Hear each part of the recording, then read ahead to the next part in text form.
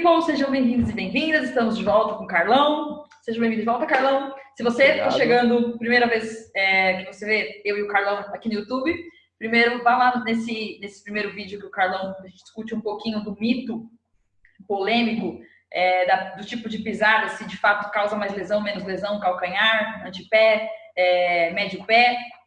Não deixa de conferir esse vídeo aqui. Hoje a gente vai conversar também um assunto polêmico, né, Carlão?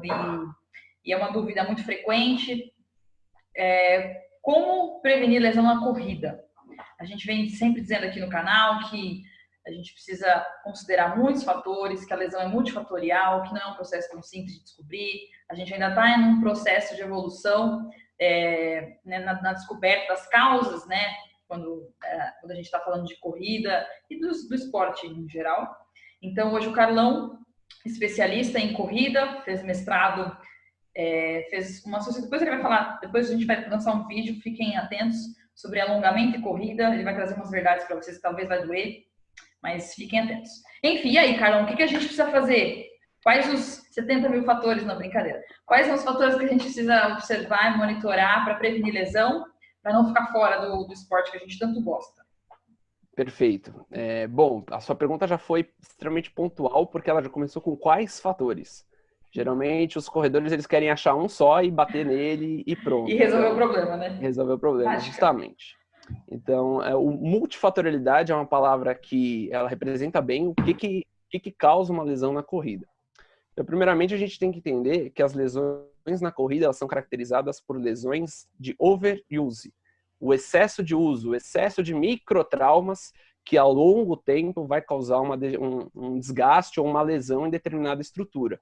Diferentemente das lesões em outras modalidades esportivas, que elas podem ser as lesões traumáticas, que é a lesão em que uma única carga de alta magnitude ela vai acabar lesionando o atleta. Na corrida a gente até tem, pode ser que algum dia você tenha um entorse de tornozelo e isso cause uma lesão, tropece em algum local, mas é bem mais raro do que as lesões por excesso de uso. Então, na corrida, a gente tem que sempre considerar o histórico do atleta, o histórico do corredor. Então, o primeiro fator para lesão na corrida parece ser a existência de uma lesão prévia nos últimos 12 meses. Então, a existência de uma lesão prévia no último ano parece ser um fator que predispõe a uma nova lesão. A gente ainda não sabe ao certo o porquê que isso acontece, mas a gente tem algumas hipóteses de que seja. A primeira delas é que o corredor não respeita o período de reabilitação total daquela lesão. Então ele sente uma dor, ele é diagnosticado com alguma lesão e ele não respeita o período de afastamento total da modalidade. Sempre tenta retornar antes do esperado e isso pode acabar lesionando ou a própria estrutura que já estava lesionada ou gerar um fator compensatório para preservar aquela estrutura que já estava lesionada, mas acabar sobrecarregando outra. E isso é feito de maneira extremamente intuitiva, não é algo forçado. Então, o corpo vai se adaptando a essa nova condição. Então, respeitar o processo de reabilitação e retornar aos poucos parece ser a principal fator para você prevenir lesão. Logo na sequência, a gente tem outro fator que é extremamente importante e muito poucas pessoas o fazem, que é controlar o volume de treinamento, a carga de treinamento. E essa carga de treinamento ela pode ser dividida tanto entre carga externa quanto carga interna. A carga externa é controlar o volume semanal, o tempo de corrida por semana, o número de sessões que vai fazer por semana. E a carga interna é como o seu corpo reage àquele estímulo externo. Então, nós podemos aqui, eu e a Beatriz, correr 5 quilômetros, só que para a Beatriz foi um estímulo, para mim foi outro. Para mim pode ter sido extremamente exaustivo, mas para ela foi extremamente leve.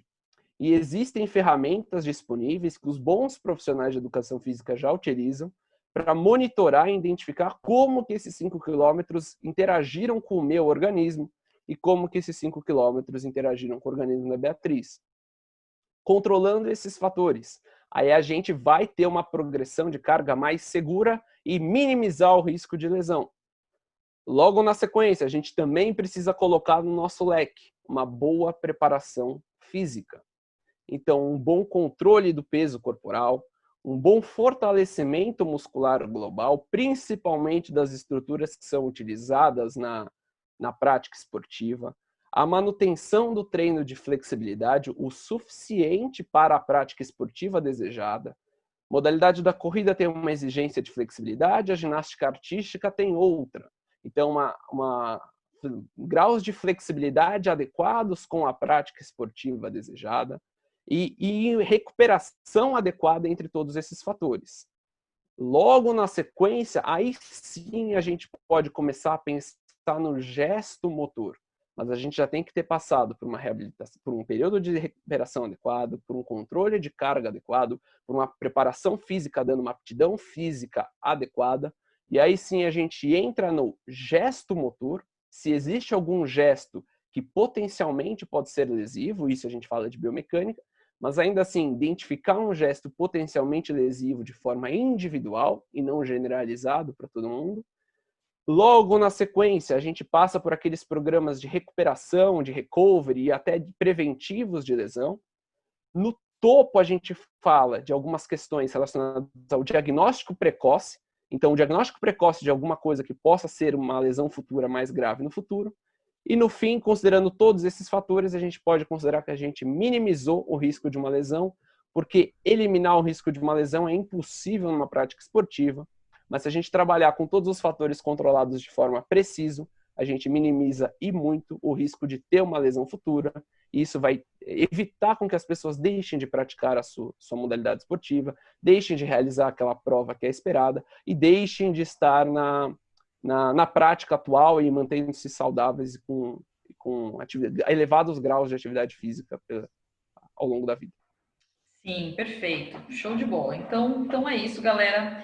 Pensem de novo, né? A gente precisa seguir a lei da individualidade, né, Carlão? O princípio do treinamento, que a gente precisa tomar isso como uma lei de fato, tem que seguir a risca. Então tomem cuidado com as orientações, as sugestões de atletas, né? De pessoas que, enfim, que não têm o mesmo perfil que você, que não seguem o mesmo treinamento que você. Então tomem cuidado e sigam essas orientações, pensem nesses fatores. Vocês chegaram a observar tudo isso que o Carlão sugeriu?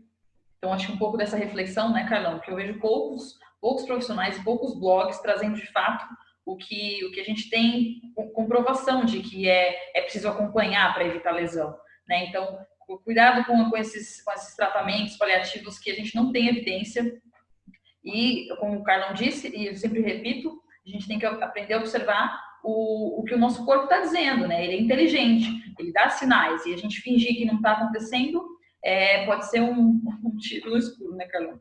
E hoje em dia, na corrida, a gente tem muitas planilhas prontas na internet. Algumas pagas e outras não, mas planilhas prontas. E como a gente disse, aquela planilha pode ser que dê certo. Para alguém ela vai dar certo. Sim. Mas e para quem não deu? Então, seguir essas planilhas prontas, tem realmente acompanhamento profissional de perto, para que controle quando aquele atleta ou quando aquele aluno pode fazer um treino mais intenso, um treino mais volumoso, a probabilidade de dar errado é muito alta. E quando a gente está tratando de saúde, probabilidade de dar errado é bom a gente nem considerar, né? Eu concordo plenamente, sim. Quando a gente está tratando da saúde de alguém, e essa saúde ela pode ser tanto fisiológica quanto musculoesquelética, a gente não tem que trabalhar com probabilidade de dar errado um tiro no escuro. Então a gente tem usado as melhores ferramentas para que nós estejamos seguros durante a prática da corrida. E isso implica, sim, selecionar um profissional capacitado. Implica, sim, procurar alguém que saiba gerenciar essas ferramentas. Porque dessa forma você vai estar mais seguro para atingir o seu objetivo. Evitar seguir planilha pronta, evitar não fazer um treinamento de força apropriado para a sua prática. Para corrida, sim, exatamente. E evitar seguir as regrinhas de aquele gesto técnico vale para todo mundo. Então, todo mundo tem que seguir aquela biomecânica porque aquela é a boa e a outra é a ruim. Evitar, seguindo essas 3 dicas, a gente já vai estar 20 passos na frente para prevenir uma lesão de um corredor. Perfeito, leitura perfeita, é isso mesmo. Obrigada, Carlão, pelo seu tempo, espero que vocês tenham gostado. Sigam ele no Instagram, vou deixar o nome dele aqui para vocês seguirem. Ele sempre traz postagens legais também para contribuir aí. A nossa missão aqui, né, Carlão, é trazer ciência aplicada, né, Carlão? Perfeito, espero ter ajudado. Sim, com certeza. Imagina, com certeza, ajudou bastante. Pode falar, desculpa. Espero ter ajudado. E é sempre bom a gente ter esses ambientes de conversa para esclarecer algumas dúvidas que são corriqueiras na nossa prática. Sim, perfeito. Obrigada, Carlão, e até a próxima. Obrigado.